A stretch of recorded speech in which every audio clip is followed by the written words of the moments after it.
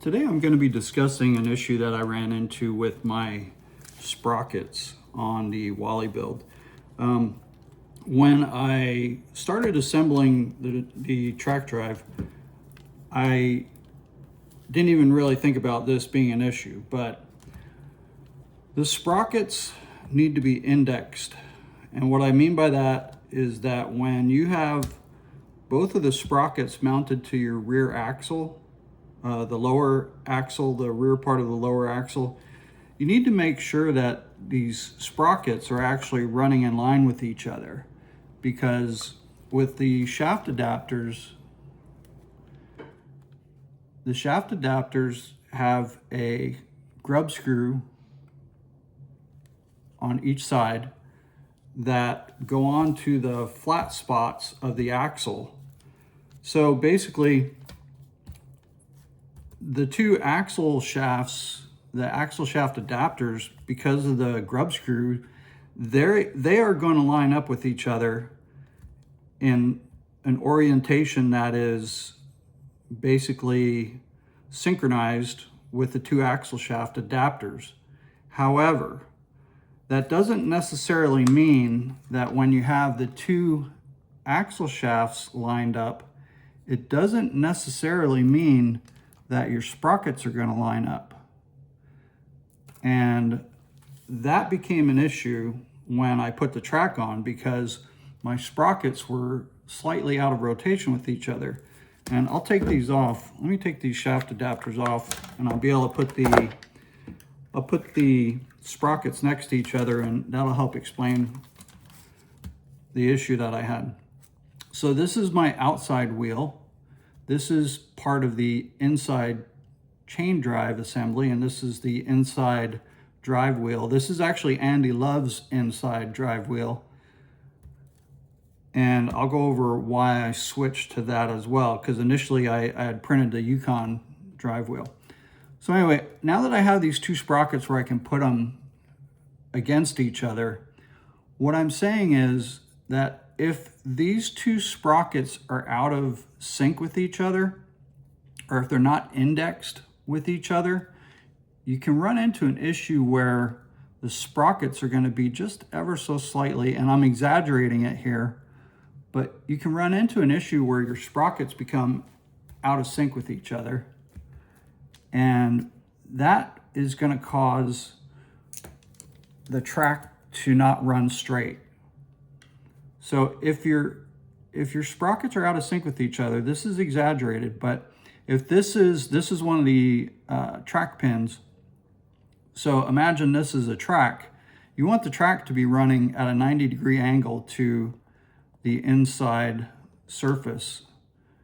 And if your sprockets are out of alignment with each other when they're mounted to the axle, it's going to cause the track to twist.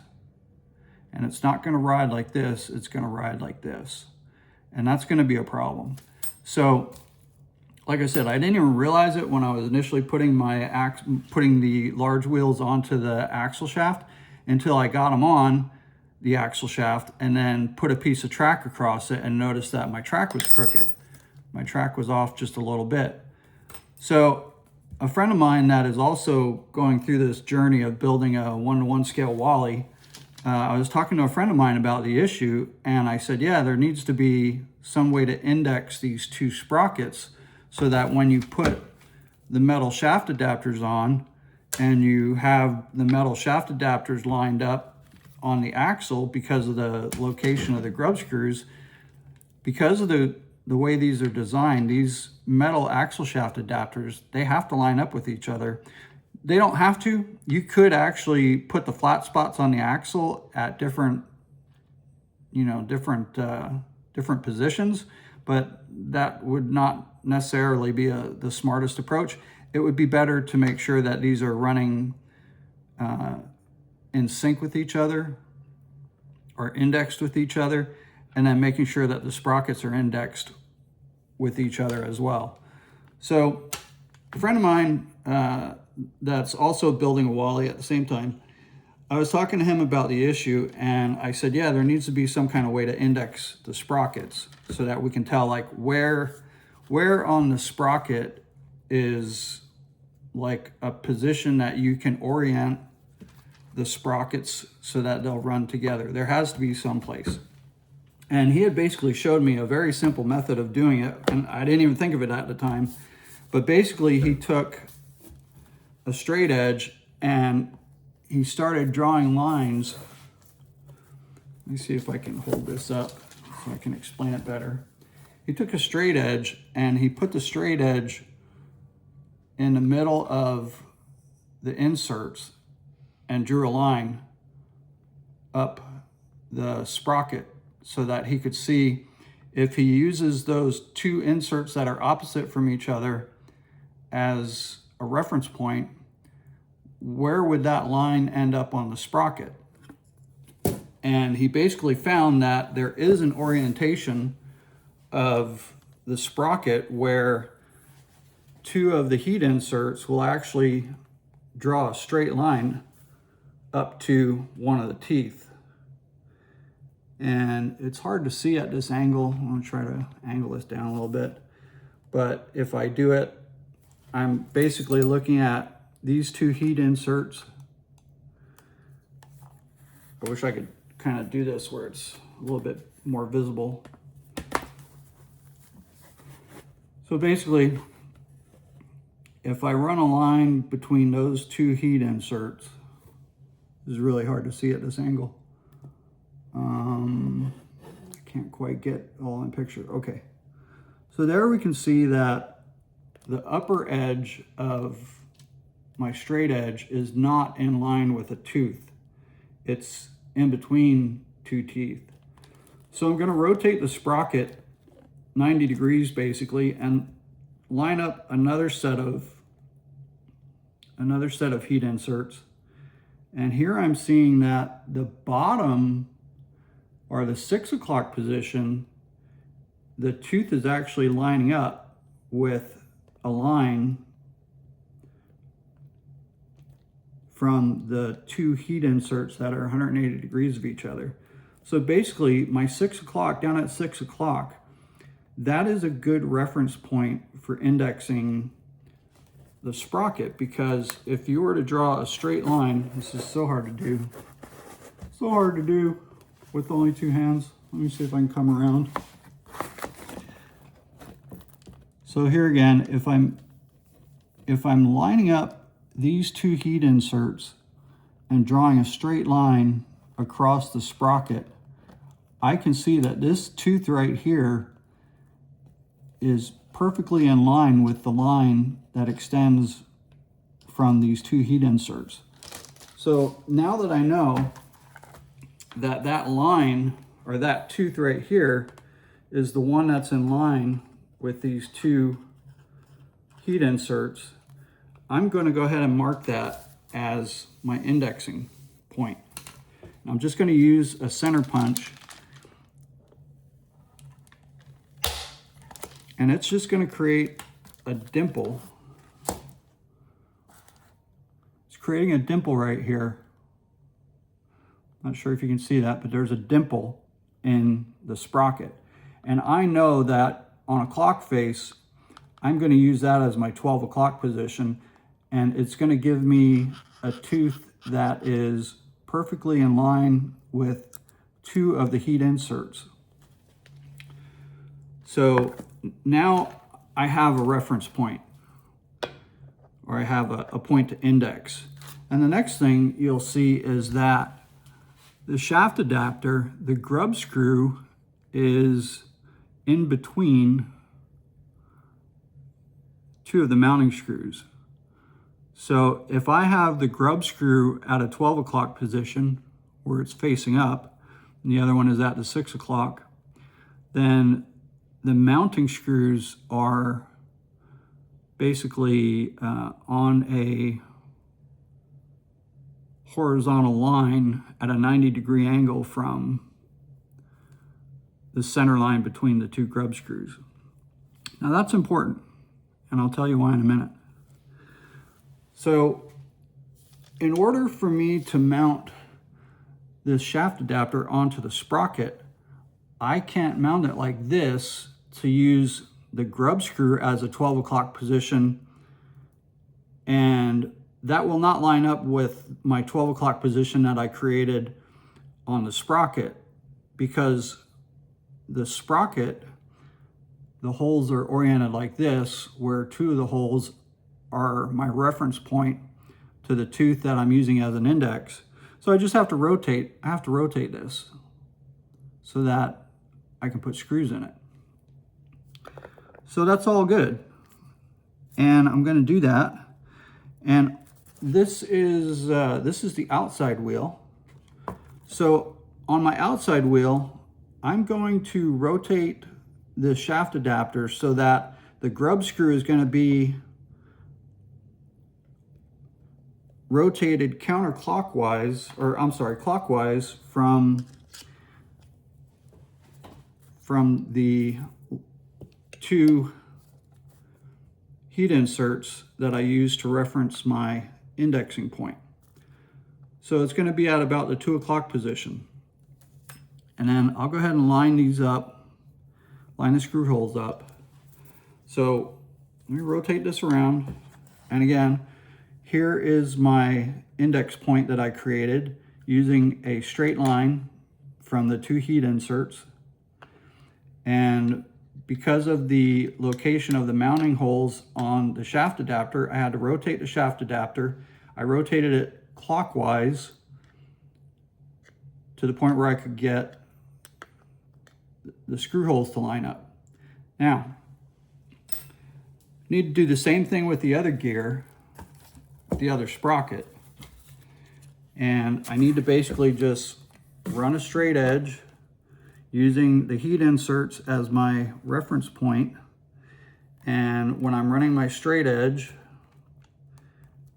I actually got lucky because right here, this line that were to go across here, this tooth is directly centered on this line.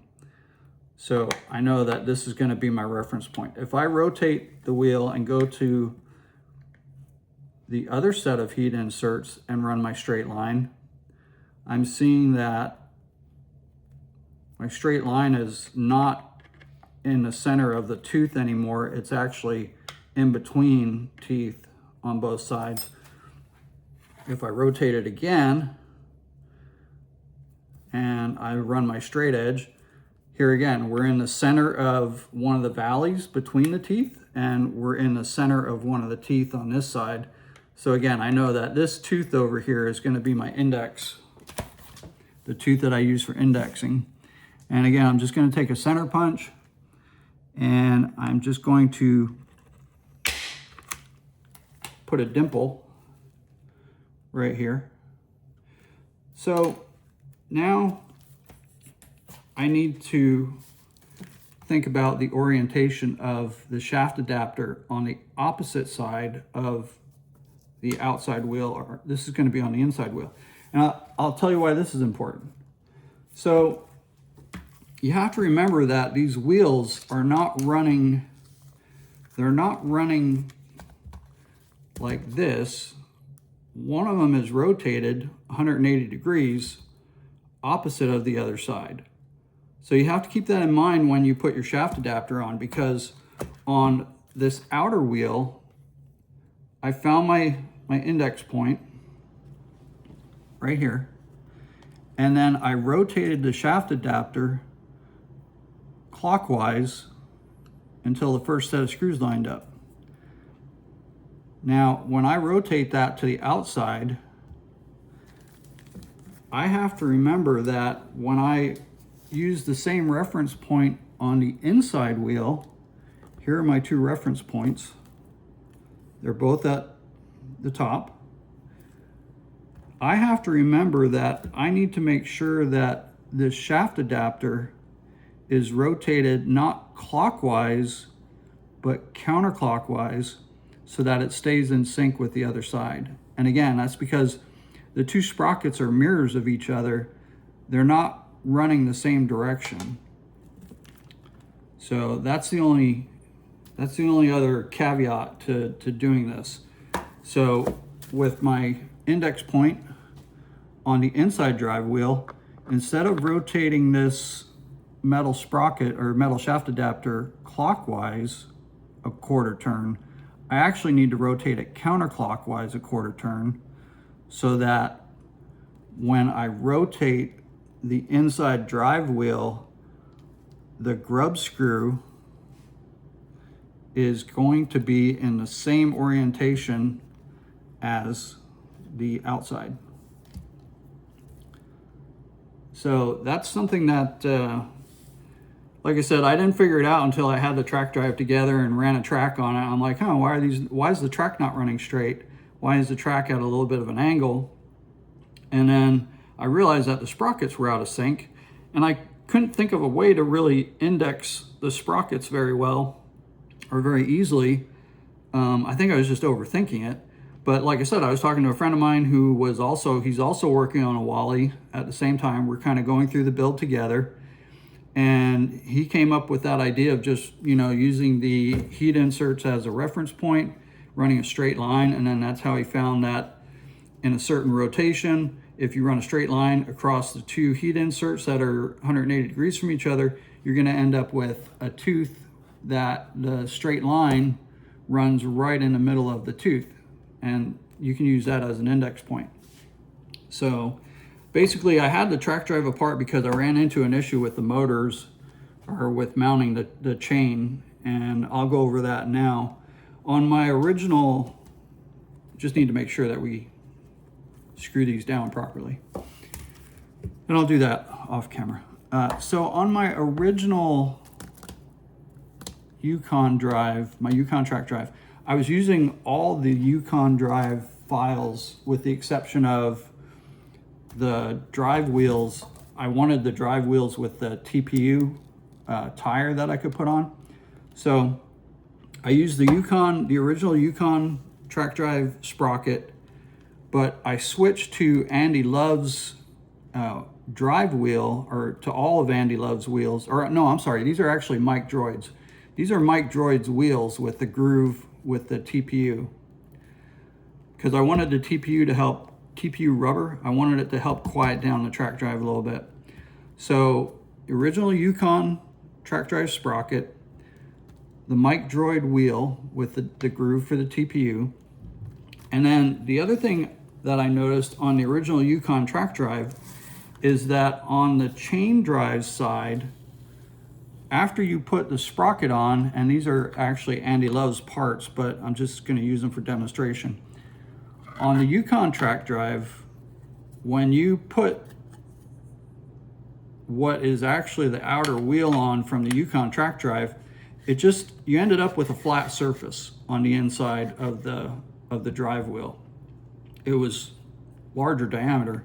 Basically, it looked like this. So you had the chain in between, and then it just had like a flat surface as your final inside wheel. And what Andy Love did is Andy Love designed a different chain drive setup.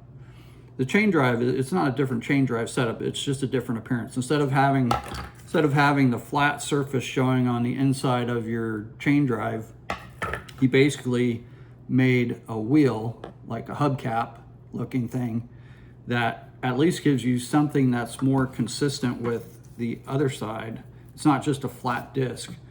It's a little bit more consistent with the other side of the drive wheel.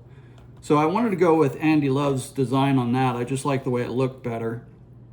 And one thing that I ran into with Andy Love's files originally, the other thing I'll go over with the Yukon Track Drive, the original Yukon drive wheel, inner drive wheel, the 3 holes for the 1032 heat inserts, they weren't properly lined up with this particular sprocket. And in the Yukon Track Drive instructions, he just tells you to go ahead and drill these holes out in the sprocket until the 3 heat insert holes line up better. And I didn't really care for that, but it was what it was. And then when I was looking through Andy Love's files, when Andy Love designed his inner drive wheel, he actually moved these heat inserts, the location of the heat inserts, he actually moved them, and they only needed to be moved like 0.5 millimeter really, but he moved them so that when you put the sprocket on, they actually line up perfectly. So to me, that just seemed like a more precise way that I wanted to go. Now, even on Andy Love's files though, when I put the sprocket on Andy Love's inner drive wheel, there's a little bit of a hub here. There's a little bit of a hub that the sprocket goes down onto. And in Andy Love's version, see, this has a little bit of play, but it's not as bad as it was. When I printed Andy Love's version of the inner drive wheel, there was even more play than what there is here. And I just wanted to try and tighten up some of the tolerances. So I basically changed the inside hub diameter and made it just a little bit wider so that when I put my sprocket on, there wasn't quite as much play. Now this one, I could have gone larger on it, but what I actually did was I ended up going a little bit larger on, this is the chain spacer from Andy Love's mods, and I went a little bit larger on that, and you can see that there's really hardly any play in the sprocket on this hub. But even with Andy Love's files, I ran into an issue when I put the chain on, because what happened was I put the chain drive assembly together with his inner drive wheel, the metal chain sprocket, his spacer, and then his outer wheel. And I'm like, hey, I really like the way that looks. But when I ran my chain across it, and I think I have a video that shows this, when I ran a chain across the, when I tried to put the chain on, this chain comes in a length that is actually longer than what you need. So you have to basically, let me show you this other chain. So you have to basically break the chain, figure out how long you need your chain to be, and then you just use a special link that they send you right here. See, this link right here has a, boy, I'm not sure if you can see that, but this link right here, it has a special clip. So when you get your chain to the right length, it has a special link that has a clip that you can remove. And then I'm noticing that this isn't even put together right. I got to make sure I take that apart again. But my point that I'm getting to is that if you look at the profile, you can see that these are normal lengths right here, and you can see the length of the pin. Let me get a, you see the length of the pin. I'm going to measure, basically I'm going to measure across, I'm going to measure the length of the pin that connects the two links. And it's about 9 millimeters. It's 8.94. But on the link that you use to join the chain back together, those pins are longer because they have a clip on the other side, and that's actually 10.02. So it's less than a millimeter longer, but it was long enough that with Andy Love's original spacer, I found that when I ran the chain around the sprocket, see, I've already made a larger spacer, but what I'm saying is on Andy Love's original spacer, the spacer wasn't thick enough, and the pins on the links that you use to rejoin the chain after you size it, they were actually hitting the decorative outside wheel on the chain drive. So I had to basically take Andy Love's spacer, and I had to give it a couple extra millimeters of thickness. So I ended up with a chain sprocket spacer. Mine's actually 4.62 millimeters. I think originally Andy's was like, I don't know, two point something millimeters. So I just basically like almost doubled the thickness of the spacer so that the chain with the links that you use, the special links that you use to put the chain together, those are actually, that link is able to fit in between the decorative drive wheel and the inner drive wheel now without any issues. So that was the modification. Those were the modifications that I made to Andy Love's parts. And I really appreciate him posting those files because I think his wheel, his outside wheel or the inside wheel on the chain drive looks a lot better. Again, the changes that I made were increasing the diameter of the inner hub on the inner drive wheel and increasing the diameter of the inner hub on the spacer. And then I also thickened the spacer. I almost doubled the width of the spacer to give the chain more room. So those were the changes that I made on the chain drive. Like I said, originally in the first video that I posted where I was putting my chain drive part together, I was actually using the Yukon files, and I had that all done, and then I started looking at Andy Love's mods again, and I'm like, oh wait, he has a much nicer looking inner drive wheel. So I ended up taking the original Yukon chain drive parts off and printed all of Andy Love's mods and then went that route. I think it looks a lot better. Then the other issue that I ran into, and I think I have a video on this, was when I put my chain on, I had the chain drive all together and I had the motor mounted, and I put the chain on, and when I put the chain on, what I found was that either the chain was way too loose and had way too much slack, or if I took another link out of the chain, it made the chain so tight that I could barely get the chain and the sprockets on. It was just way too tight. So I was looking back through some of Andy Love's pictures on the Facebook, and I noticed that he had created an idler wheel. He put an idler wheel on his original motor mount. And I'm like, well, that's a good idea. And hopefully that'll resolve the issue. So Andy Love's motor mount faceplate is actually about half the thickness of this plate. And to me, that just wasn't strong enough to support an idler wheel. So what I did was I basically took Andy Love's plate and doubled the thickness. And then I also added another feature to the plate. This is the idler bolt attachment point.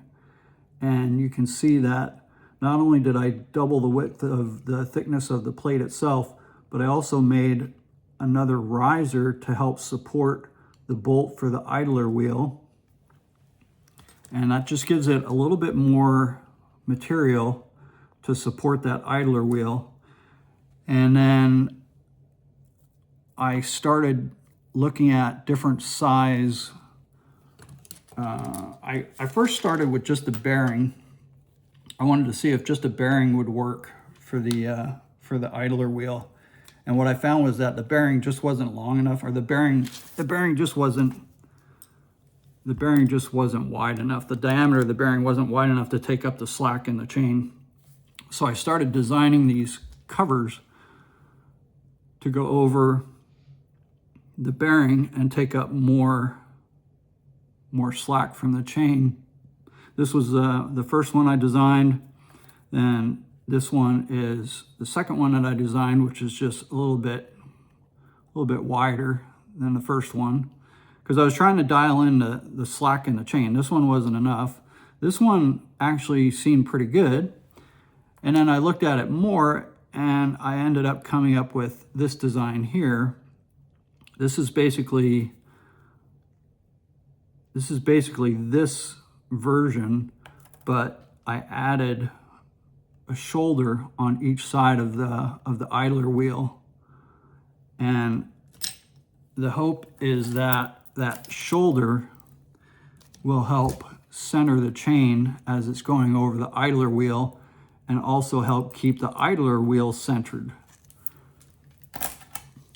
So basically you push in a 608 ZZ bearing into one of the sides of the idler wheel.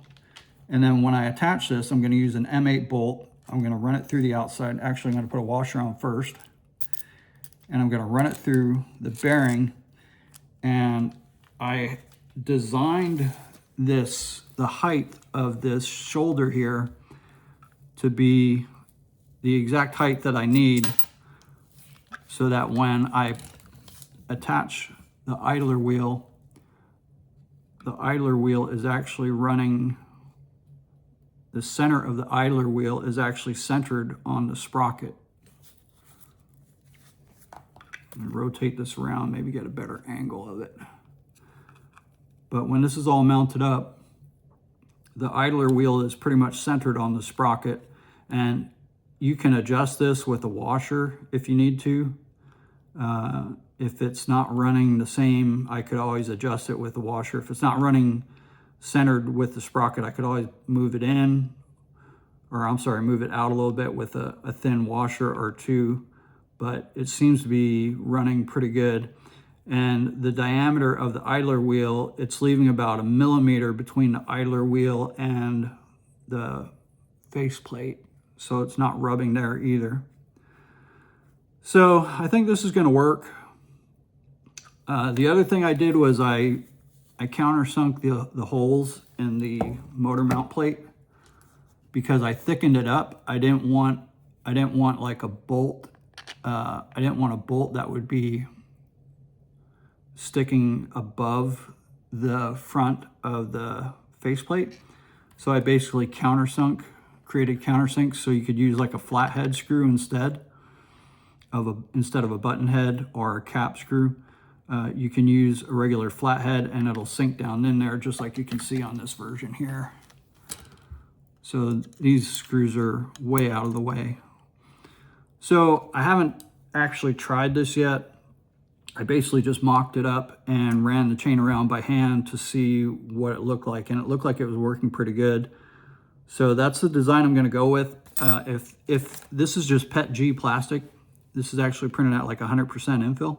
If this doesn't hold up, I'm just going to basically get these machined out of aluminum and replace these with aluminum, but we'll see. The other thing that I did was when I created this faceplate, I went ahead and created an M8 thread inside this hole so it would take the M8 bolt directly. And then I realized that you can't use Loctite thread lock on PETG because it'll eat the plastic. So I went ahead and ordered some M8 heat inserts. So when those come in, I'm just basically going to drill this out to accommodate an M8 heat insert and put an M8 heat insert in this hole. That way I can use Loctite on the bolt for the idler wheel and I won't have to worry about it. The threads in the PETG, I mean, they're really tight. I don't think this would come out because the threads seem like they're really tight to begin with, but I'd rather just go ahead and be able to use Loctite so that I have a little bit more confidence that the thread's not going to come out. So those are the mods. Those are some of the issues that I came up with or that I ran into with the chain drive portion.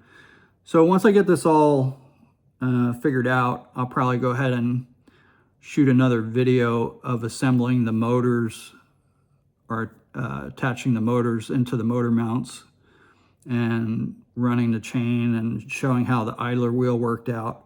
But I just wanted to go over that because, like I said, I had already basically had a video that showed the Yukon Track Drive with all the original Yukon Track Drive parts. And I ended up changing it to the modified wheels on the chain drive side that Andy Love had designed. And then even then I ran into some issues. And, you know, every build is different. So it's just part of building something that's a one-off build. It's not a production build. Yeah, there's files that you can find, and the files are, if everybody prints the same files, it should be pretty much the same, but it just doesn't always work out that way in reality due to tolerances in printing and tolerances in the variations of parts. Different parts use different bearing thicknesses. So it's just part of building a one-off item. But anyway, I'm gonna go ahead and get this cleaned up, finish up mounting my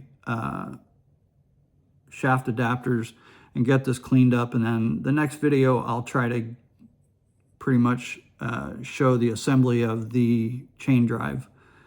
So that'll be it for now.